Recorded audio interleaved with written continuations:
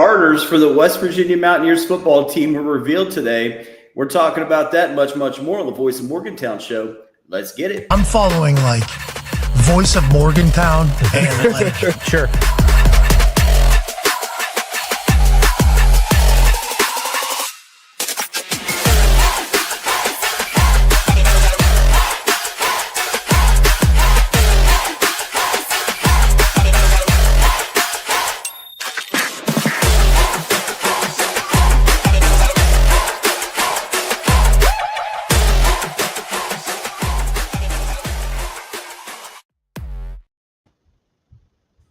What's up, West Virginia fans? My name is Brad Smith. Bernie Mac is in the house tonight. Bernie, how we doing, buddy? I'm good, brother. How are you? Good. Bernie, you caught some stray bullets earlier today from my favorite person, John Flowers, over there on X. Let's take a look at the tweet here today, Bernie.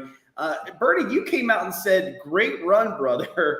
John Flowers responded with a big FU. Bernie, what happened here today, man? Any idea? Yeah, apparently there's some backstory with Voice of Morgantown I wasn't aware of, but look, credit to J Flow. He messaged me after and said, "Hey man, I apologize. I didn't realize, it was different entities, different spaces," and he gave some love and credit John Flowers. I mean, he squashed it really quick, and we're good, all good, everything's fine. But damn, that was like, wow, okay. Yeah, he probably could have taken the tweet down. That would have been nice, but I guess he didn't have time to do that. I thought it was very nice of you, Bernie, to to congratulate him on the run. Especially considering that he didn't contribute a single minute during the West Virginia's run. Your thoughts, buddy? You're not helping me, Brad. You're not helping me. Okay, so let me give you the backstory on the John Flowers situation, man. And I don't know if people are super interested in this, but John Flowers, 4 or 5 years ago, and this is how long ago this happened. I wrote an article, and I was basically just saying that I was hoping that Bob Huggins would lead a more healthy lifestyle so that he would be our coach. He would remain our coach for the next 10 years. John Flowers read this. I don't know if John Flowers read the article or if someone told him about it. And basically he went on a whole tirade saying that people should ban the Voice of Morgantown, block the Voice of Morgantown. And really all I was doing, I had good intentions. I really was just trying to say that I wanted Bob Huggins to be around for a really long time as our head coach. Man, took it the wrong way. He invited me on his show, The Final Forecast. I politely declined because I just didn't think it was something that I wanted to do at the time, because I felt like they were just going to roast me and I wasn't going to get an opportunity to speak. But I guess that also infuriated him. So I have no problems with John Flowers, but obviously he has some major problems with me, man. Look, I say it all the time, right? Like, I don't know the backstory. I don't know any of the stuff that happened. It doesn't matter. I think for you've been doing this for so long, and we're changing our brand a little bit. Yep. Me personally, I've met John. Like, we've hung out at the bar I used to own in Morgantown. Like, he's an awesome guy. I have nothing bad to say about him. He's one of my all-time favorite players to date. Him, Kevin Jones, I just love those guys. So I get it. I get there's some animosity. I don't think John was like, trying to hurt me in any way or be vindictive. I just think he associated Voice of Morgantown and whatever. It's fine. But you know what? It's like we talked about, Brad. We're trying to change some of the narrative. We're trying to do different things. We're building out our brand. So, hey, nothing but love, J Flow. Love you. Love KJ. Love Final Four podcast. I don't think Brad has any animosity. I think it was just stuff that, happened a long time ago and everybody's moving on. But it was funny. It was a little bit shocking. It was kind of like, okay.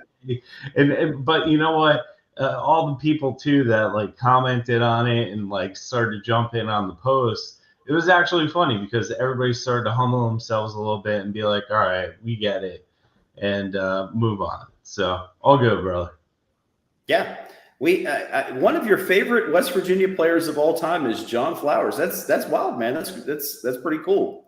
Dude, he's just I'm fascinated. He's not one of my top 10 for sure. well, he's just look. I love players that have personality, and I thought John always was like a true mountaineer, and he always had that great, fun personality. And I just, even when I met him, I mean, he was just like such a humble and cool guy. So I will never say anything bad about John Flowers. I mean, he's just to me one of the coolest guys that ever came through our program. So You got to give credit to me today, Bernie, for not responding. I wanted to respond. I chose not to respond. I wanted to talk about, how many points he averaged a game, and I wanted to go down the rabbit hole. Not helping. Stop it. Yeah. So I chose to stay out of it. I think I've learned my lesson dealing with going back and forth on X. So hopefully that's I appreciate that. Yeah. So Bernie, switching over, anything else about John Flowers, or can we move on, man? No, look, I mean, anybody that's watching a program, I mean, what John's done and who he is as an ambassador, I will always be a fan of his because of that. I think he's been a great just mountaineer, right? And that's what you want. You want somebody that's always going to kind of have that love when you leave the program. And I think John's done that, and everything he's done with TPT and, West Virginia, it's just been awesome. So your personal opinion aside, Brad, I just think he's been a solid mountaineer, man. I have nothing but love for him. Yeah, for sure. It's just about the way that he's handled the situation with me. I don't think it's fair, but again, maybe he has some other reason to feel the way that he does. I'm going to go ahead and put up a positive thing about John Flowers from Ranger Buck over on YouTube. He says the lanes he closed with his wingspan was impressive. Defense, baby. Yeah, John Flowers was a really, really talented defender. Lots of block shots. I believe he was one of the he's in the top 10, I think, all time for West Virginia in block shots. So I like John Flowers as a player. I just haven't had good experiences with him off the court, unfortunately. Yeah. No, I mean, look, anybody that remembers Jay Flo from his time at school will always remember how light he was and just like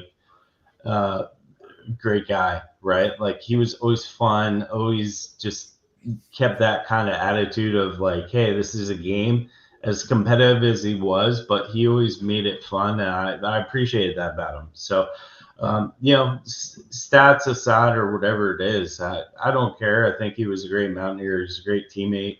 I love what he's doing with the Final Forecast and some of the stuff that I've seen, but more importantly, I think he's been a tremendous advocate and good example for the program. So again, nothing but love for Jay Flo. I mean, he's a great guy. If you're over on YouTube right now, go ahead and hit subscribe, hit like, leave us some comments there. Also, if you have not already, we are giving away season tickets here at the Voice of Morgantown, guys, for Robert Morris game, Utah, TCU, Colorado, and Texas Tech. All 5 games except for the Pitt game, which we'll be giving tickets away for as well. All you have to do is hit subscribe. We are giving those tickets away, Bernie, in 2 weeks, man.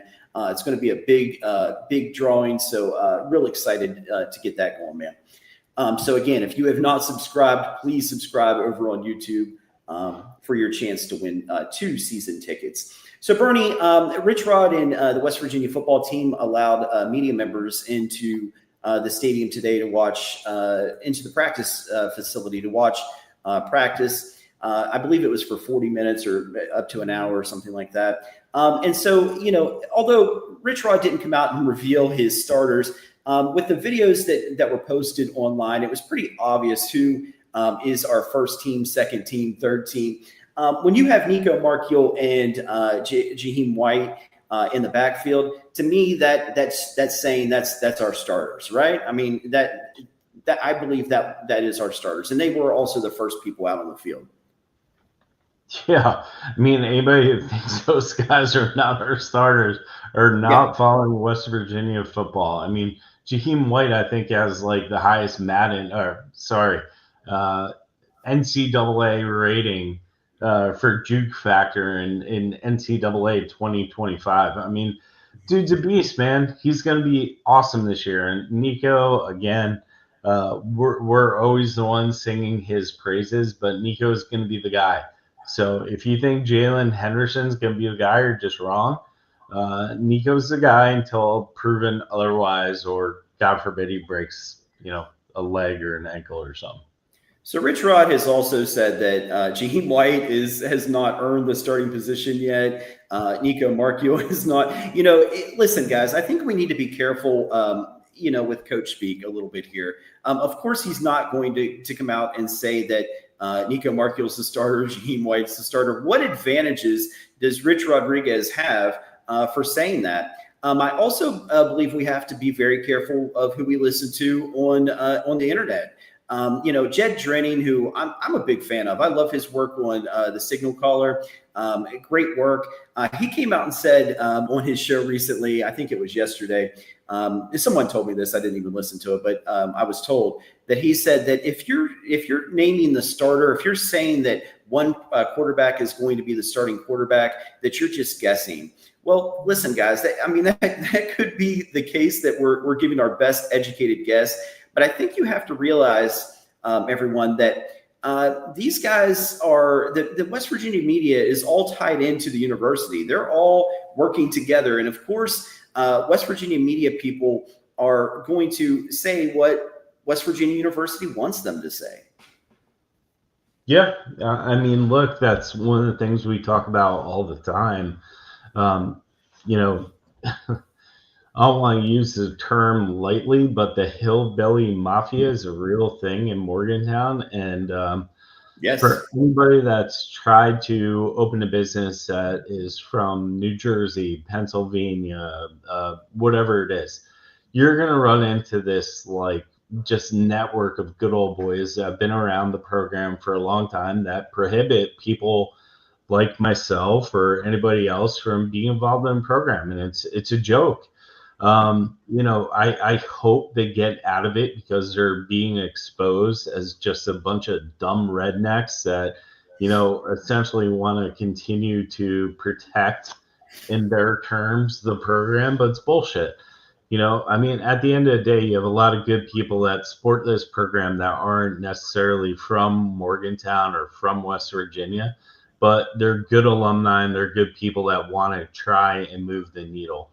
So, I truly hope that that network in West Virginia gets exposed and people start to realize how corrupt it is. But, to your point, it's just a joke. The media is a joke in Morgantown, because all they're going to do is toe the West Virginia University corporate line, because they don't want to stir the pot. They don't.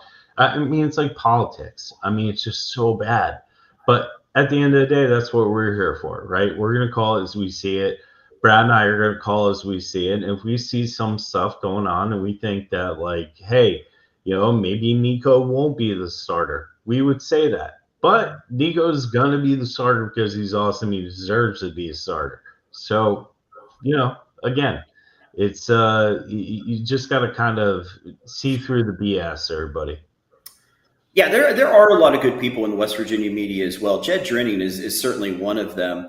But again, if you come out and say something that the university does not want you to say, then you're going to get a call from the director of communications there at West Virginia. I'm not going to mention his name today, and you're going to get your credentials pulled, or you're going to be threatened to have those credentials pulled. So these West Virginia journalists, obviously, they're just trying to earn a living. They're trying to do the best that they can. We've created a different model here, Bernie, where that's not something that we have to worry about. And I'm actually really proud of that. Agreed, man. Look, anybody that's followed our show for a while, even going back to when we first started doing the podcast, we've always just been honest, right? I interact with a lot of people on X, and I say the same thing. Like, look, I might not be right. I'm maybe wrong sometime, but it's my opinion. It's how I feel, and that's okay. And I'm not like here to try and persuade people. I'm here because I love our school. I love our program. I love the players. More importantly, like I'm gonna defend the players till my death, right? Like, and I think they get such a bad rap sometimes because of the NIL and the money that's come in. Uh, I just I don't have patience for that stuff. So I think Brad and I and what we've done and Josh and the model we're building, we're not here to appease West Virginia University. We don't really give a shit. We're here to be fans and be advocates of the program and be advocates for the players because we love the program, we love the players. Anything else that comes out, let it fall where it is, man. Like I don't care. I'm not, Ren Baker calls me more and yells at me. I don't care. I have a real job. Like I don't care. I'm here because I love the school. I love the program. If you want to hear the university's narrative, there are 10 other outlets out there, guys, that certainly will give you that narrative. I feel like they're all saying the exact same thing. And the reason they're saying that is because the university is telling them what they can and can't say. So hopefully you guys are starting to see that. Hopefully you saw that with the Neil Brown situation. For 6 years, none of the media called him out, never held him accountable. And the reason why is because if they would have lost their credentials. So that's just a fact.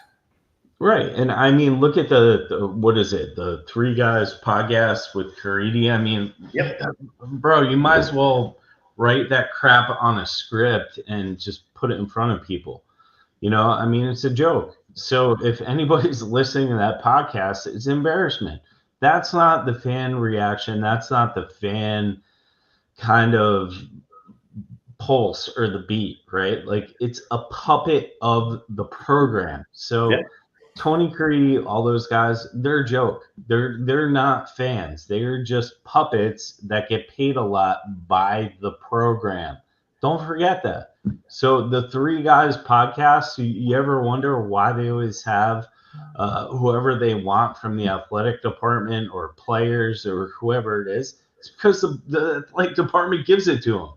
It's a joke. You want to hear real talk. You want to hear anything else. You listen to us. You listen to some of the other podcasts, that have that grit and just balls to say what we're thinking. We're not going to sugarcoat the fact that Neil Brown was the worst coach ever. Oh, Neil Brown was a nice guy. Tony Crede. Tony Crede, you lost all credibility with Neil Brown because you never challenged him. So, again, And honestly, yeah. Go ahead, Bernie. I'm sorry.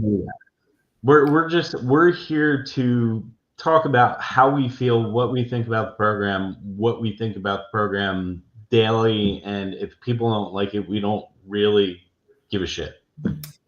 I couldn't have said it better, Bernie. And also we've also created a lot of enemies, unfortunately, in the West Virginia media. I think a lot of the people in the West Virginia media see us as as a threat to them, and honestly, and it's unfortunate. Ranger Buck said they never called Neil Breezy out. Yeah, I mean, you go back 6 years, guys. There's not one time after a loss, after the devastating losses over and over and over again, where a media member called out Neil Brown or any of his coaches. And if that doesn't make you question how things are run at West Virginia University, I mean, you're just not looking, guys. You're not paying attention. Right. I mean, the Pitt losses are a perfect example, right? Like I remember those two losses. Why didn't I go for it on 4th and 1? You're gonna ask about that, right? And like Neil Brown gives this bullshit explanation. I mean, look, he could spin whatever he wanted. The reality was he was a terrible coach, made terrible decisions that affected and lost us games. Period. That's it. So if the media is trying to like sugarcoat whatever they're trying to cover for him, that's what they do. And they do it in a way that was just like so apprehensible and just insulting to the fan base. I just all of Yeah. that. I just can't stand it. Yeah. So somebody posted WV. Yeah. So again, Mike Asti is he runs I think the 10th most successful West Virginia site out there is called West Virginia Sports Now. West Virginia doesn't pay these reporters, but if Mike Asti or any of these guys, Mike, I'm just using Mike because he was named here. But if they were to say something negative about the Mountaineers, or if they would have questioned Neil Brown, they would have gotten that phone call, and they potentially could have lost their media credentials. Now, if that's how they make their living, I that's completely understandable to me. It doesn't make it right, though, Barney. No, well, at the end of the day, right? Like, what do you guys want to hear as fans? Do you want to hear the bullshit that's like covered up by the school, or do you want to hear real talk, right? Like, for 5 years, 6 years, we had to hear about Neil Brown and like this mediocrity that we all accepted because that was what was being puppeted by the university. I don't accept that. I don't really care about the university or the athletic department liking how I feel about that. I don't care. Brad doesn't care. What we care about is the program. What we care about is success. What we care about are the players. That's it. The university can pound sand as far as we're concerned. So all these people that have tethers and these ties to the university, it corrupts the narrative that, again, not referencing politics, but politics, right? Like, if you have one narrative that's being created, nobody's going to listen to the other side. We are that other side. We don't give a crap about what the university says. We don't give a crap about the university being mad at us because we're not saying what they want us to say. Yeah. We report things as we see them. And that, unfortunately, has gotten lost in West Virginia, especially West Virginia athletics media. That's a shame because it never used to be like that. Yep. Barney, I could go on this topic for an hour, man, but the title of our show, guys, was West Virginia starters are revealed. So we better talk about that for a minute, Barney. Yep. Yeah, so I put out this graphic, I believe it was 2 weeks ago, and this was my projected depth chart for the Mountaineers offense. I had Nico Markiel and Jaheim White. I think that's – I know Rich Rodriguez in the media is going to say otherwise, but I believe that's a lock. Cam Vaughn, also a lock. Jalen Bray and Rodney Gallagher to round out the wide receivers. I still believe that to be true after seeing the videos that were posted online today. Grayson Barnes will also, I believe, be the starting tight end. So some of the things that I believe I got wrong here. Left tackle, I had Nick Cray. Nick Cray, it looks like, is going to potentially be the right tackle instead of the left tackle.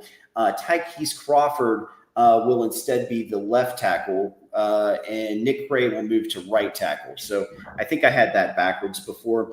Chemo, I had as the transfer from LSU. I had him as our starting left guard. I still believe that to be true. Landon Livingston, the outstanding returning player, will be our starting center. I had Carson Lee, the outstanding transfer from Mississippi State, as our right guard. I still think, Bernie, he has an opportunity to be our starting right guard. But today it looked like Walter Youngbear was in there with the starting lineup.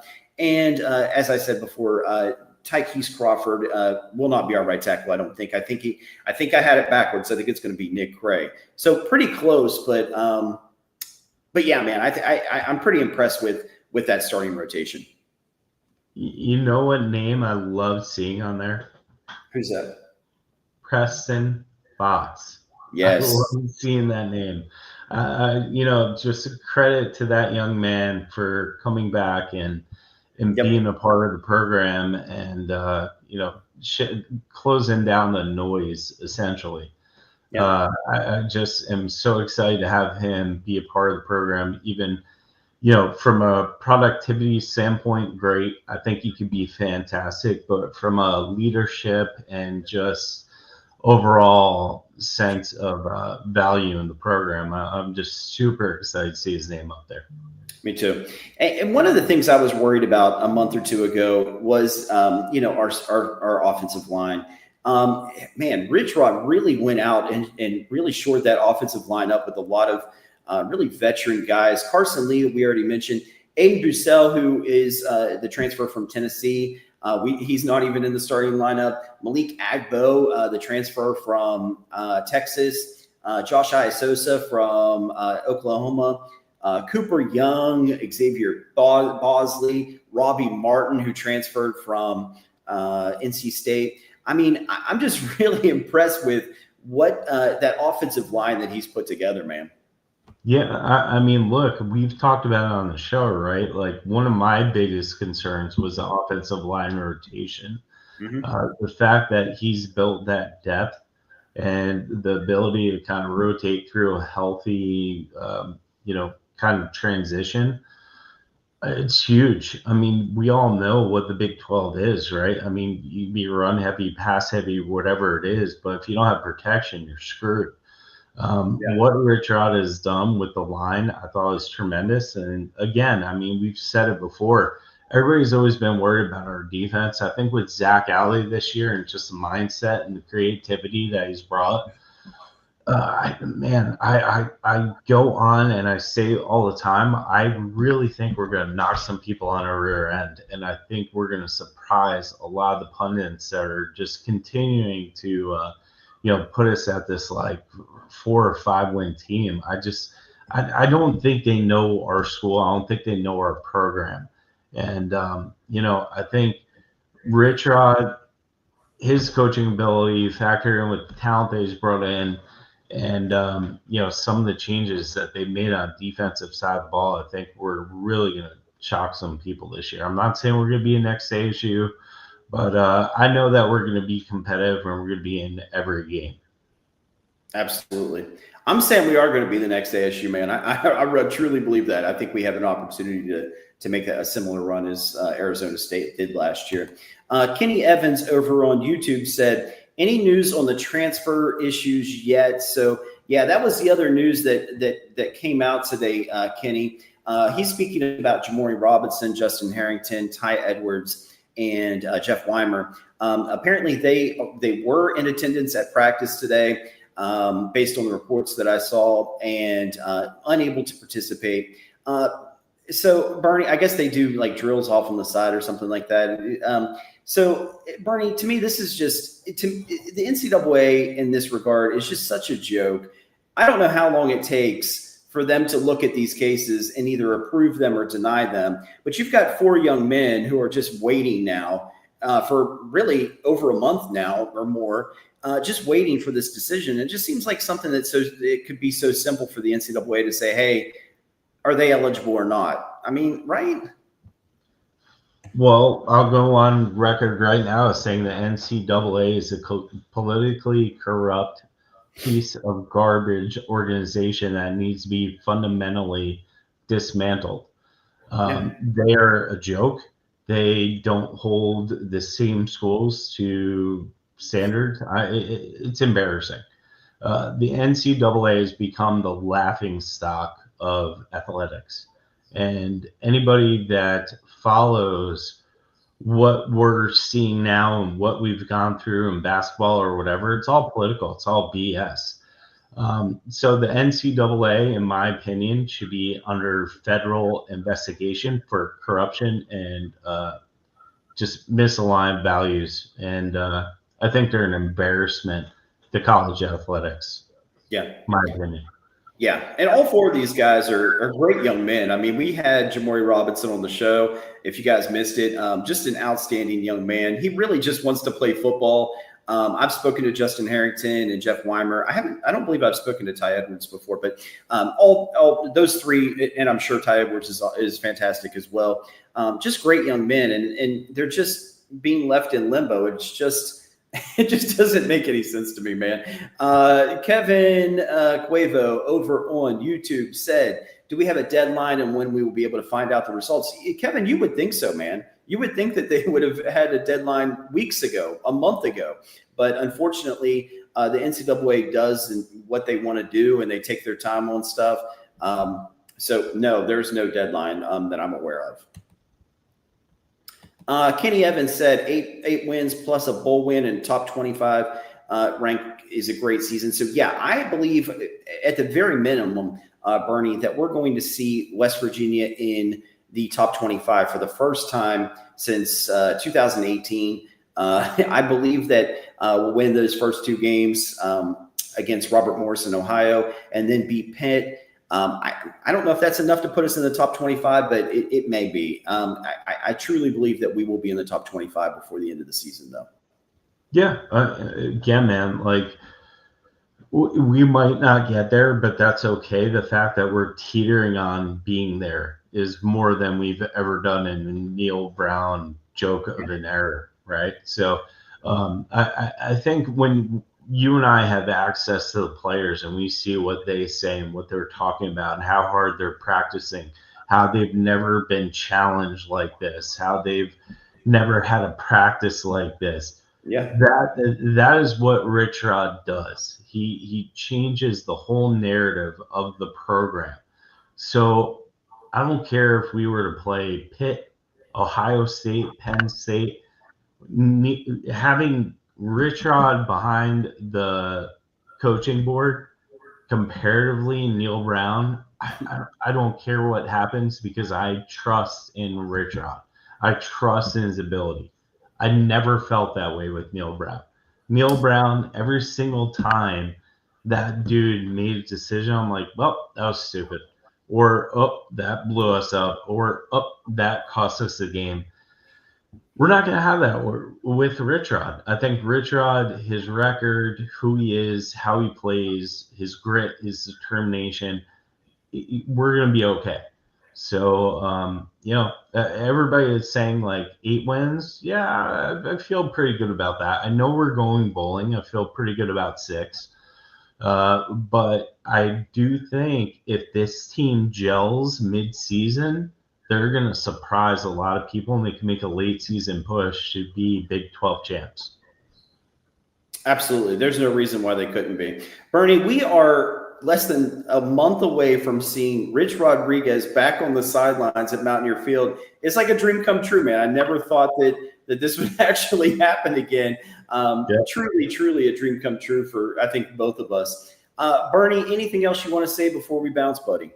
No, I mean, it's funny, man. I'm seeing some of the images that the team's uploading from practice, and I see Rich Rod. He's looking svelte. He's looking dialed in. He's looking good, man. Right. Look, I don't even care if he goes like, 6-6 this season. Just having that guy back on the sideline, knowing who he is, knowing what he brings to the program, I am so excited about that. And I don't care if, it takes a little bit of a runway for them to be uber successful, but we just know we have our guy. And for me, that is just such a tremendous relief. Like just knowing we have a fantastic football coach, we have a fantastic basketball coach. Love seeing Ross Hodge going to the West Virginia tournament. Yes. And like putting that name up, like I just feel really good about West Virginia athletics right now. I truly do. I can't remember the last time I felt this excited. And you know what? Just like you said, man, it's August. We're playing football in 3 weeks. To me, that's great. That's amazing. But the fact we're going to have Rich Rod on that sideline, just seeing him coaching them for the Mountaineers, having Pat White on that sideline. As a Noel Devine back. Devine, dude, for me, just, man, I can't explain it, right? Like, I did not feel that connection with Neil Brown, his staff. I just didn't. Like, I just expected them to always crap the bed.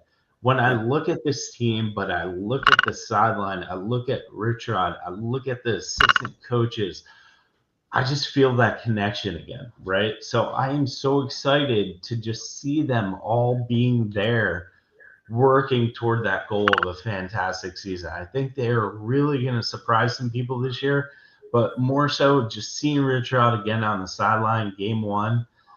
Oh, man, it's going to be awesome. And I really can't wait for that Pitt game. Really can't. I mean, I that's going to be a different level of atmosphere, I imagine, in Morgantown. Bernie, before we go, we do have one special message for you from Jay Flo. Right there it is, buddy. Right there it is. Yeah. So, guys, if you are over on YouTube, and if you're not on YouTube, go to YouTube. Hit subscribe for your opportunity to win season tickets to West Virginia football this year. 5 out of the 6 games, you get to go to all 5. So very simple, subscribe and you will be entered. Bernie, thank you so much for jumping on. Guys, let's go Mountaineers. Have a wonderful night. I'm following like Voice of Morgantown and like Sure.